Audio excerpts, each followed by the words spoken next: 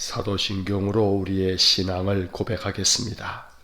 나는 전능하신 아버지 하나님 천지의 창조주를 믿습니다. 나는 그의 유일하신 아들 우리 주 예수 그리스도를 믿습니다. 그는 성령으로 잉태되어 동정녀 마리아에게서 나시고 본디오 빌라도에게 고난을 받아 십자가에 못 박혀 죽으시고 장사된 지 사흘 만에 죽은 자 가운데서 다시 살아나셨으며 하늘에 오르시어 전능하신 아버지 하나님 우편에 앉아 계시다가 거기로부터 살아있는 자와 죽은 자를 심판하러 오십니다. 나는 성령을 믿으며 거룩한 공교회와 성도의 교제와 죄를 용서받는 것과 몸의 부활과 영생을 믿습니다. 아멘. 오늘 아침 우리에게 주시는 하나님의 말씀은 시편의 말씀입니다. 시편 24편 1절로 10절의 말씀을 보겠습니다. 구약성경 시편 24편 1절로 10절의 말씀을 제가 봉독하겠습니다. 땅과 거기에 충만한 것과 세계와 그 가운데 사는 자들은 다 여호와의 것이로다. 여호와께서 그 터를 바다 위에 세우시며 강들 위에 건설하셨도다. 여호와의 산에 오를 자가 누구며 그의 거룩한 곳에 설 자가 누구인가? 곧 손이 깨끗하며 마음이 청결하며 뜻을 허탄한 데 두지 아니하며 거짓 맹세하지 아니하는 자로다. 그는 여호와께 복을 받고 구원의 하나님께 의를 얻으리니 이는 여호와를 찾는 족속이요 야곱의 하나님의 얼굴을 구하는 자로다. 문들아 너희 머리를 들지어다. 영원한 문들아 들릴지어다. 영광의 왕이 들어가시리로다. 영광의 왕이 누구시냐? 강하고 능한 여호와시요 전쟁에 능한 여호와시로다. 문들아 너희 머리를 들지어다. 영원한 문들아 들릴지어다. 영광의 왕이 들어가시리로다. 영광의 왕이 누구시냐? 만군의 여호와께서 곧 영광의 왕이시로다. 아멘. 자, 오늘부터 시편의 말씀을 또 며칠 동안 보게 되는데 오늘 우리가 시편 24편의 말씀을 읽었습니다. 이 시편 24편에 맨 위에 1절 위에 보면 표제어가 어떻게 써 있냐면 다윗의 시 이러한 제목이 붙어 있습니다. 시편은 150편까지 나오는데 이 150편까지의 말씀 중에 거의 아마 반이 넘을 겁니다.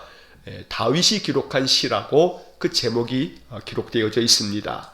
다윗의 인생은 사도행전에 보면 하나님의 마음에 합한 자다 이렇게 평가가 될 만큼 다윗은 하나님을 참으로 기쁘게 해드린 그러한 사람이었습니다.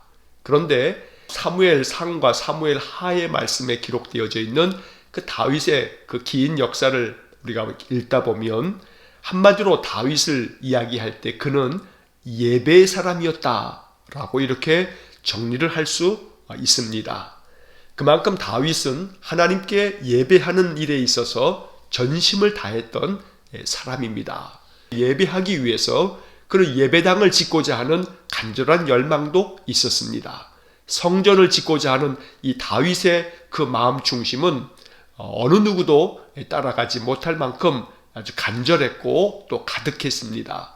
하지만 하나님께서는 다윗에게 성전 짓는 것을 허락하지 아니하셨고 그의 아들 솔로몬 때에 이르러서 성전을 짓게 됩니다. 그런데 다윗은 비록 성전을 짓지 못했지만 그 아들 솔로몬이 성전을 지을 수 있도록 성전 준비에 필요한 모든 것들을 다윗 시대에 준비를 해 놓을 만큼 다윗에 있어서 일생 동안에 가장 중요한 인생의 목적은 하나님께 예배하는 것, 그것이 바로 다윗의 삶이었고 하나님은 그래서 다윗을 매우 존귀하게 여겼던 것입니다.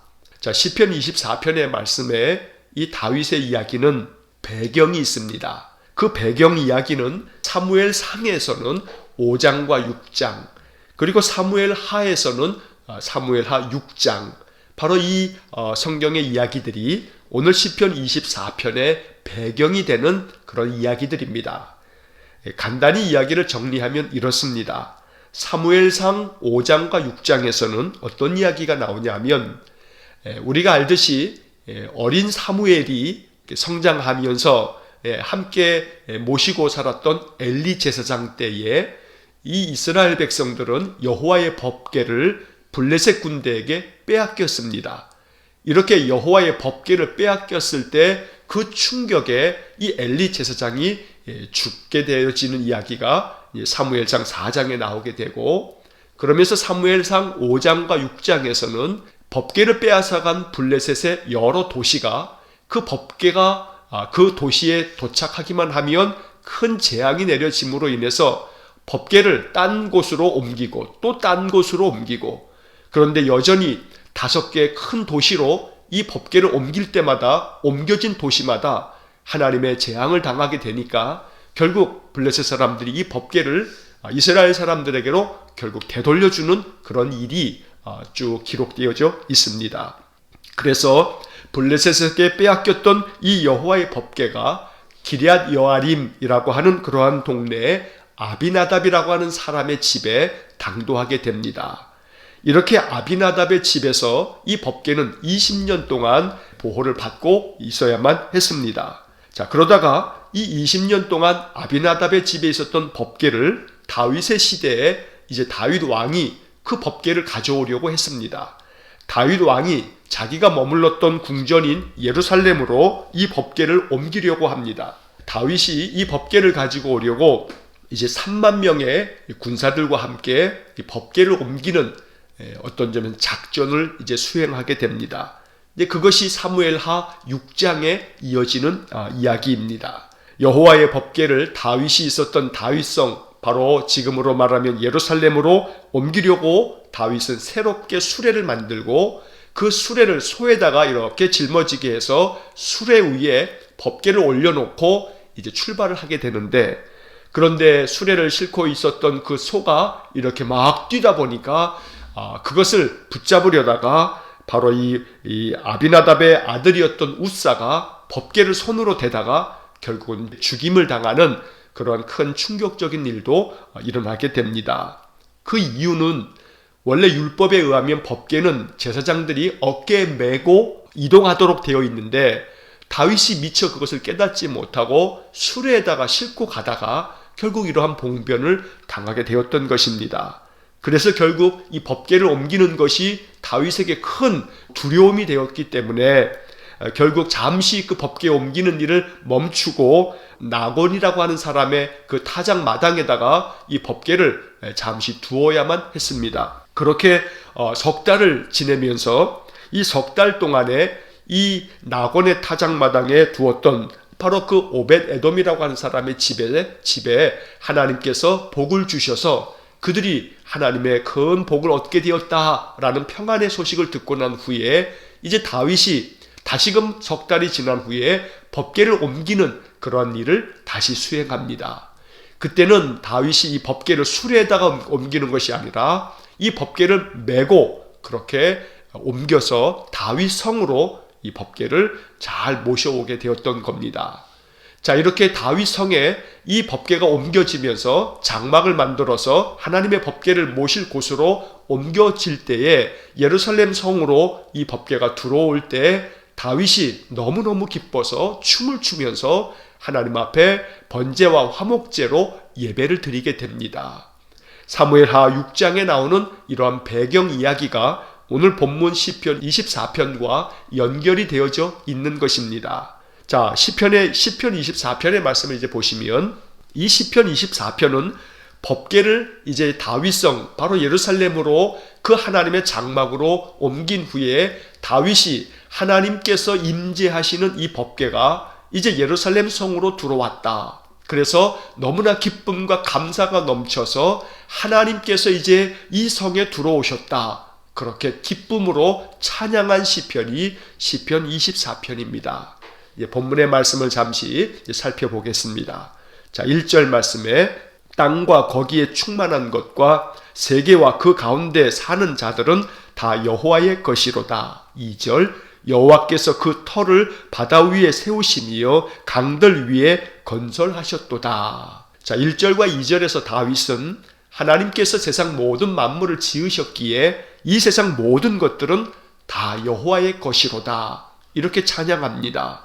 1절 맨 마지막 이 구절을 우리 마음속에 깊이 담아두어야 합니다. 다 여호와의 것이로다. 이렇게 우리가 믿음 안에서 고백할 줄 알아야 합니다.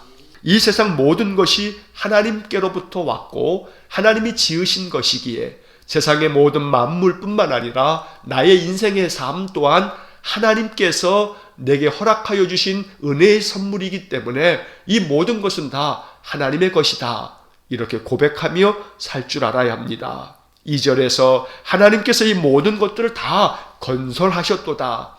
하나님이 지으셨기에 하나님의 것이다. 언제나 모든 것들의 주인은 여호와 하나님이심을 고백하면서 사는 것이 중요합니다.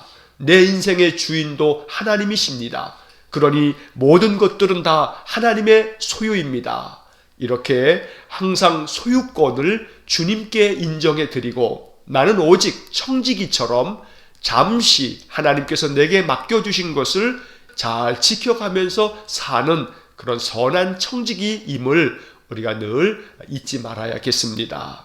이어지는 3절 말씀을 보면 여호와의 산에 오를 자가 누구며 그의 거룩한 곳에 설 자가 누구인가. 4절 곧 손이 깨끗하며 마음이 청결하며 뜻을 허탄한 데 두지 아니하며 거짓 맹세하지 아니하는 자로다. 자, 여기 3절에서 여호와의 산에 오를 자가 누구며 그의 거룩한 곳에 설 자가 누구인가. 이 여호와의 산이라고 하는 것은 하나님의 법궤가 옮겨진 바로 그 예루살렘 성을 이야기합니다. 하나님께서 임재하시는 곳, 하나님께 예배하는 곳, 바로 그곳이 여호와의 산이고 그의 거룩한 곳이라고 다윗이 표현하고 있는 것입니다. 과연 누가 하나님께 나와 하나님께 예배할 수 있는가? 하나님께 나와 하나님의 임재하시는 이 법궤가 있는 거룩한 성막에 나와 예배할 자가 누구인가? 다윗은 이렇게 물으면서 4절에서 그 답을 이렇게 가르쳐 줍니다. 손이 깨끗하며 마음이 청결하며 뜻을 허탄한 데 두지 아니하며 거짓 맹세하지 아니하는 자다. 바로 이것은 하나님께 예배하는 자의 삶을 가르쳐 주는 것입니다.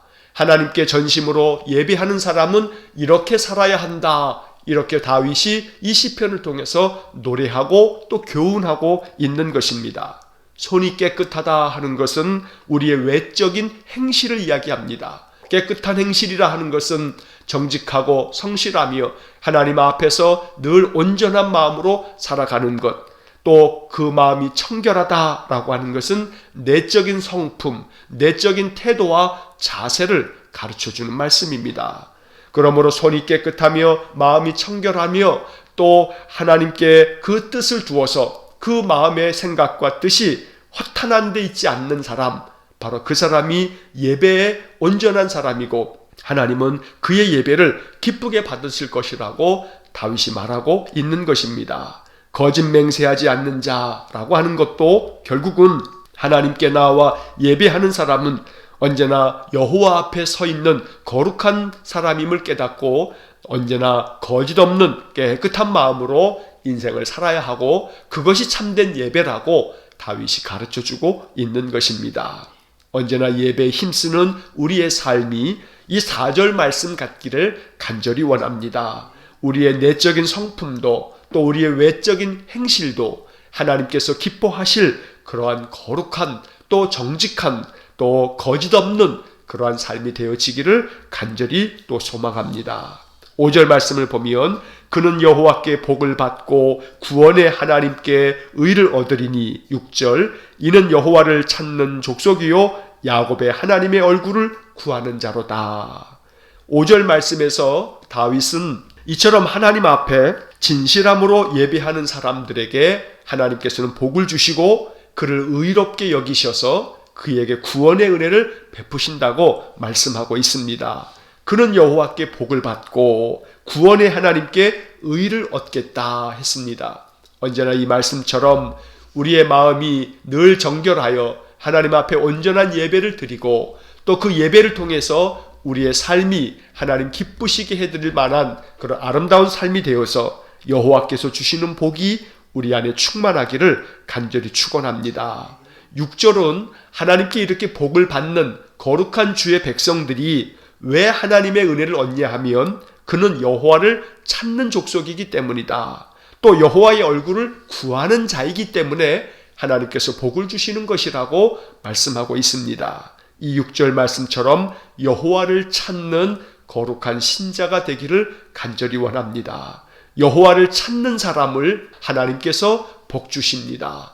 여호와를 찾는 이들을 하나님 기뻐하십니다. 여호와의 얼굴을 구한다라는 것도 하나님 앞에 나와 예배하면서 하나님을 찾고 구하고 하나님의 은혜를 간절히 소망하는 사람, 하나님은 그러한 사람들에게 복을 주시고 은혜를 내려주신다고 다윗이 이렇게 이 시편을 통해서 노래하였던 것입니다. 이제 이어지는 7절부터 10절까지의 말씀은 이렇게 여호와의 법궤가 다윗성 바로 예루살렘으로 들어오게 되면서 다윗은 문들아 활짝 열어라, 여호와의 임재하심이 이제 이곳에 당도했으니 여호와의 법궤 바로 하나님이 임재하신 이것이 우리 가운데 들어오도록 너희들이 문들을 활짝 열어라, 이렇게 노래하고 있는 것입니다. 7절 말씀, 문들아 너희 머리를 들지어다, 영원한 문들아 들릴지어다, 영광의 왕이 들어가시리로다. 이 7절로 10절까지의 말씀은 여호와의 법궤가 예루살렘 성에 들어올 때에 다윗이 춤추며 노래했던 가사일 것입니다. 문들아 너희 머리를 들지어다, 영원한 문들아 들릴지어다, 영광의 왕이 들어가시리로다. 바로 이 7절 표현이 9절 말씀에도 똑같이 반복되고 있습니다. 이처럼 이제 문을 활짝 열고 하나님께서 우리 가운데 들어오셨으니 하나님을 우리 중심에 모시고 우리가 살아가자, 이렇게 노래하고 있는 것입니다. 바로 이 말씀은 요한계시록 3장 20절에 기록된 말씀처럼 주님께서 우리의 문 밖에서 우리의 문을 두드리시면서 내가 문 밖에 서서 두드리노니 너희가 내 음성을 듣고 문을 열면 내가 그에게로 들어가 그로 더불어 먹고 그는 나로 더불어 먹으리라. 요한계시록 3장 20절의 말씀이 오늘 시편 24편에 이 기록된 말씀과 맥락을 같이 하는 그런 말씀입니다. 너희는 문들을 열어라. 그 열린 문으로 영광의 왕이 들어오셔서 임재하실 것이다. 이 다윗의 찬양처럼 우리가 또한 이 말씀을 가지고 항상 마음 가운데 기도할 수 있기를 간절히 원합니다. 하나님, 내 마음의 문을 활짝 엽니다. 내 안에 들어오셔서 내 안에 임재하시고 영광의 왕이신 하나님께서 내 안에서 강하고 능하신 여호와 하나님이 되어 주십시오. 이렇게 기도할 수 있어야겠습니다. 8절에서 영광의 왕이 누구시냐? 강하고 능한 여호와시요 전쟁에 능한 여호와시로다. 우리 안에 들어오신 이 거룩하신 하나님, 이 영광의 하나님이 누구신가? 그분은 강하고 능하신 분이시다. 그분은 모든 전쟁에서 우리를 승리케 하시는 분이시다. 이러한 찬양처럼 우리 안에 임재하여 계신 하나님께서 우리를 강하게 만드시고 능하게 만드시고 또 언제나 어떤 인생의 싸움에서도 우리가 승리할 수 있도록 하나님께서 은혜를 주시기를 간절히 축원합니다. 다시 한번 10절에서 다윗은 이렇게 노래합니다. 영광의 왕이 누구시냐? 만군의 여호와께서 곧 영광의 왕이시로다. 오늘 우리가 이렇게 예배하는 거룩하신 하나님은 영광의 왕으로 우리와 함께 계십니다. 우리의 마음 활짝 열고 하나님을 모셔드림으로 하나님께서 우리 안에서 강하게 역사하시고 우리로 하여금 모든 것을 능하게 행할 수 있도록 하나님이 은혜 주시는 귀하고 복된 하루가 되고 우리의 인생이 될 수 있기를 간절히 축원합니다. 전쟁 같은 인생의 삶을 살아갑니다. 하지만 오늘 본문의 말씀처럼 하나님은 전쟁에 능한 여호와시로다. 하나님께서 우리의 인생의 그 어떤 삶의 전쟁에서 우리로 승리할 수 있도록 우리를 더욱더 강하게 만드실 줄로 믿습니다. 언제나 시편 24편의 말씀을 가지고 내 인생의 모든 것은 다 하나님의 것입니다. 언제나 하나님 앞에 내 마음 중심을 다하여 예배하오니 하나님 임재하셔서 나에게 강하고 능하신 여호와가 되어 주십시오. 이것이 이 아침 우리의 마음의 간절한 기도가 될 수 있기를 주의 이름으로 축원합니다. 기도하겠습니다. 사랑과 자비가 풍성하신 거룩하신 하나님, 오늘도 이 아침 시편 24편의 말씀을 통해 하나님이 우리에게 뜻하신 바, 원하시는 바가 무엇인지를 깨닫습니다. 늘 주님 앞에 나올 때 다윗처럼 전심을 다하여 예배하는 삶을 살게 해 주옵소서.